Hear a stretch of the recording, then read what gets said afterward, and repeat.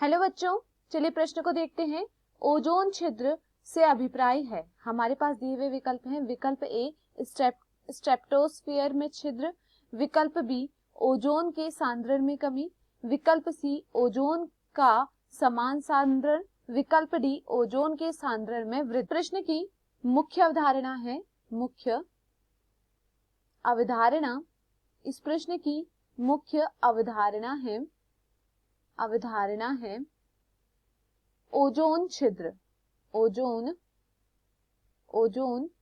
छिद्र। देखिए, अगर बात की जाए ओजोन छिद्र के विषय में, तो देखिए ओजोन छिद्र कैसे उत्पन्न होता है। देखिए, हमारे वायुमंडल में क्या पाया जाता है, हमारे वायुमंडल में पाई जाती है ओजोन। ओजोन की जो परत होती है, ओजोन की परत, ओजोन परत हमें पराबैंगनी किरणों से क्या देती है, सुरक्षा देती है। यह हमें पराबैंगनी जिन्हें हम यूवी किरणें भी कहते हैं, पराबैंगनी किरणों से, या हम कहें पराबैंगनी प्रकाश से हमें क्या करती है, पराबैंगनी प्रकाश से हमारी क्या करती है, सुरक्षा करती है। क्योंकि ये जो पराबैंगनी प्रकाश होता है, यह क्या करता है, यह मानव में कैंसर उत्पन्न करने की क्षमता रखता है, और यह इसके कारण और भी अनेक समस्याएं होती हैं। तो देखिए ओजोन परत क्या करती है, इससे हमारी सुरक्षा करती है। तो देखिए क्या होता है ओजोन परत में छिद्र होने का कारण। देखिए, हमारे वातावरण में क्या होती है, कई हानिकारक गैसें होती हैं।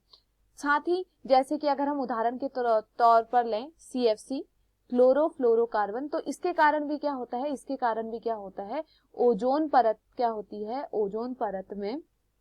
ओजोन परत क्या होती है, क्षतिग्रस्त होती है। इसके कारण क्या होती है, ओजोन परत क्षतिग्रस्त होती है।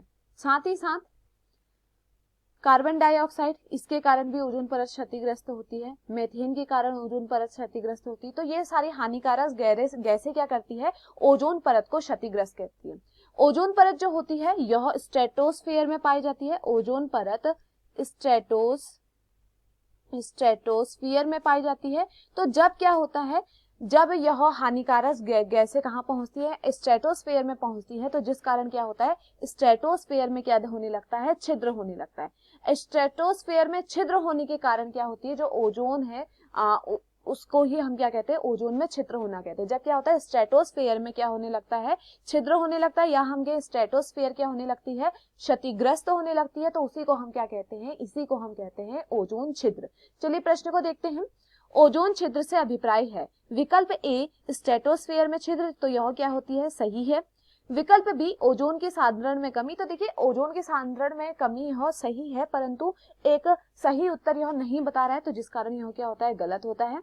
विकल्प सी ओजोन का समान सांद्रण, तो यह क्या होता है, गलत होता है।